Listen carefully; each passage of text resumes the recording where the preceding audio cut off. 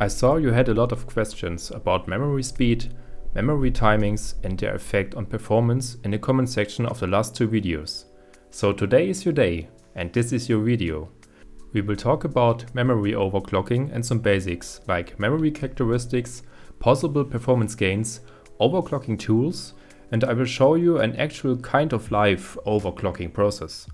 I will use the original slowish Corsair memory sticks my XMG Apex 15 came with. I bet you will be surprised about the results. At least I was. I had a lot of struggle while making this video because I always felt, and still do, that there's so much more about RAM tuning to analyze. There are so many parameters, so many things which are not obvious how they work and what they influence in which way. If they even influence the results in a measurable way or if it's just noise and measuring tolerances. So sorry, I can't cover all aspects, but I can try to provide a simple guide on how to tune your memory on the Apex 15 with Zen 2 processors. Maybe even every AM4 mainboard using a Desktop Zen 2 processor. The benefit should be an increased data throughput for the CPU, which ultimately means shorter computation times and more performance in production application and games. To gather the data, I used 3 different memory sticks in their JEDEC standard speed and overclocked with tighter timings. The idea was to present you the original out-of-the-box JEDEC default performance and the potential performance after investing some time into memory tuning. I got my hands on 3 different memory kits: Corsair Vengeance, G.Skill Ripjaws and Crucial Ballistics. Well, at least I hoped so. Unfortunately, the Crucial Ballistics didn't make it in time to me. So I will make a short follow-up video as soon as they arrive. I bet they have a great overclocking potential too. For this video it will be only the Corsair Vengeance and G.Skill Ripjaws. Make sure to subscribe to don't miss the next one. Together with the follow-up video, all 3 are a great mix of modern and popular memory sticks, because all of them got 3 different and very popular memory dies on them. A die is basically the memory chip on the PCB of the memory stick. Those are the best conditions we could hope for basically. Corsair went with the infamous Samsung B die, G.Skill with SK Hynix CJR and Crucial with the Micron E die. No surprise there, Crucial is basically owned by Micron. Now let's speed things up a little and come to the results straight away. With the first graph I try to answer a common question. Is the 3200 MHz CL22 memory worth it over the alternative kits with lower frequency and timings, like 2666 CL18 or CL19 ones? In short, yes. To understand why, there are 2 major things you need to know: the meaning of the frequency and the timings.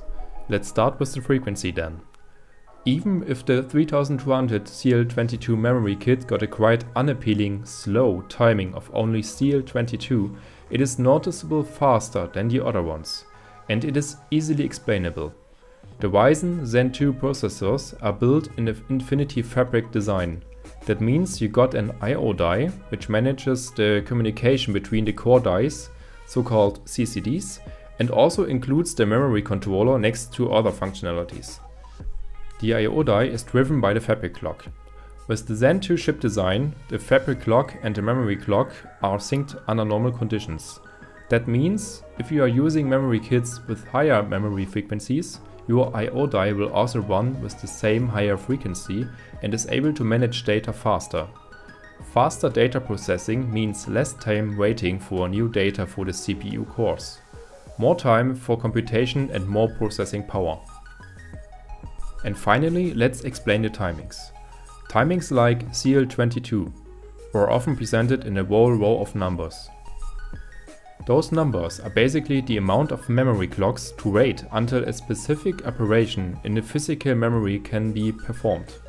Data is not addressable, writable and readable immediately. There are always timing delays involved to give the physical memory chip enough time to activate the correct memory cells and perform the data transfer. So let's define an easy example. Imagine a fictional memory module which only have a memory clock of 1 MHz or 1 million Hz. That basically means the clock signal is driven low and high 1 million times a second. So every 1 microsecond, 1 clock step is done. Now, if our fictional memory would have a case latency of 10, the delay involved until the memory module could perform any action would be 10 times 1 microsecond, so 10 microseconds. But real DDR4 memory kits nowadays got frequency from 2400 up to 4000 MHz. So we are talking about nanoseconds instead of microseconds. Using an easy formula, we can compute the real latencies for every memory module in nanoseconds. In this form, it is easier to see the real timing delays for different memory sticks. Now let's apply this formula to our JEDEC memory kits. As you can see, the Corsair Vengeance 2066 CL18 kit got a real-time case latency of 13.5 nanoseconds, which is basically a tiny bit less rating compared to the classic Crucial 3200 CL22 sticks. So the Corsair sticks should be faster or at least roughly the same speed, but they are not.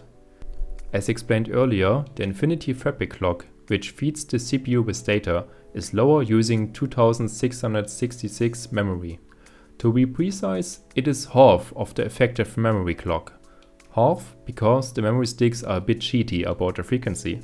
It's called DDR memory, double data rate. So every completed clock, 2 operations can be performed. That's why the real memory clock is only half, so is the fabric. 3200 MHz memory kits use 1600 MHz memory clock and therefore result in 1600 MHz fabric clock as well. The natural limit for most Zen 2 processors is a fabric clock of at least 1800. So we can use up to 3600 MHz memory on all Zen 2 processors.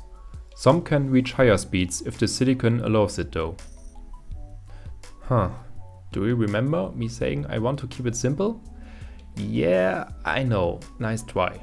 But it is important to know about those things to better understand the correlation between memory frequency and timings. This ultimately means that you should be able to boot at 3600 MHz effective memory clock as long as you adjust the timings within the latency limits of your memory kit. But of course there are more things involved to reach frequencies above 3200. The mainboards and the memory sticks PCB trace layout need to be made for higher frequencies too. But don't worry, those are fine. All memory modules, even the 2666 one, made it to the 3600 MHz inside the Apex 15. To prove higher memory clocks are possible, I used my G.Skill Ripjaws. They come with the JEDEC SPD speed of 2400 CL17 and the XMP profile of 3200 CL18. After tuning them down till the blue screen of death is just behind the next door, I achieved to run them at 3200, 3333, 3400 and finally 3600 MHz, and I hate those numbers. As you can see, at least the case latency is in the same nanosecond range for all the tuned down clocks. So we kind of found the natural limit of the G.Skill Ripjaws running at 1.2 volts there. Using timings tighter than 10 nanosecond result in short-term crashes. The most obvious observation is that there are just minor differences between the actual performance of the tuned settings, even if the memory clock is higher. We can conclude that both the memory clock and the latency is important, but in some applications the increased memory clock will not affect the performance as much as lower latencies do. At least that's true for Shadow of the Tomb Raider and most other games. Production benchmarks on the other hand can show a measurable benefit from higher frequencies.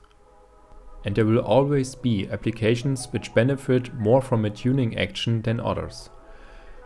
That's natural and hard to foresee. In the last video we looked at CPU tuning and found out that in-game FPS were hardly influenced, but synthetic rendering benchmarks like Cinebench R20 were influenced a lot. Memory tuning, on the other hand, seems to influence CPU-heavy applications too, but only those which include heavier data transfers. Applications that meet those criteria are 7-zip and in general more CPU demanding games like Shadow of the Tomb Raider, Witcher 3 and Anno 1800 from the last video. Applications which seem to don't care about tight memories at all are some synthetic benchmarks like Superposition Benchmark and Cinebench R20. Superposition simply uses GPU only and Cinebench R20, well, I don't know what's up there, but it's not caring at all. In summary, you need to have at least some computation heavier parts, which includes substantial memory access to see an effect. Synthetic benchmarks might not, real production applications and gaming might do. Looking at the raw performance gains for our two test memory kits, we see a huge performance gain over the default SPD speeds for both of them. But for me, the most impressive was the Corsair Vengeance kit, which was an option in the first month after release of the Apix 15, but is not available anymore. It defaults to 2666 MHz and CL18-1919 without supporting any higher XMP profiles whatsoever. But it was able to reach roughly the same performance as the XMP advertised G.Skill Ripjaws. In the first video they barely made it to 3000 MHz, simply because I didn't know how to handle memory tuning at all. And with some more time, trial and error and some more knowledge about the topic overall, it was possible to make them highly competitive against slightly higher priced, tuning friendly memory kits. We gained between 9% using the G.Skill and incredible 17% using the Corsair Vengeance kit in Shadow of the Tomb Raider over the original SPD speeds in total. And it is important to note that case latency, the first of the many timing numbers, is not everything. Look at both of our overclocked memory kits. The G.Skill modules got a better case latency of 16 compared to the Corsair's modules case latency of 17. But the secondary timings are important too. Looking at them, the G.Skill memory kit is slightly slower and the Corsair is faster. So in the end the timings balance themselves out and they are not far away from each other. And to be honest, even those values do not tell the whole story. There are many more timings to consider. Many. They may not have as big impact on performance as the first 6 timing numbers, but still measurable and can have a major influence on stability. Because this video is getting too long for comfy watching already, I will split it up in multiple parts. The upcoming video will contain a memory overclocking guide and the final one is about the crucial ballistics memory alone. And you don't have to wait too long for the next one. It's pretty much finished, so expect the next part in only 1 or 2 days. Make sure to subscribe so you don't miss the next one. Stay tuned.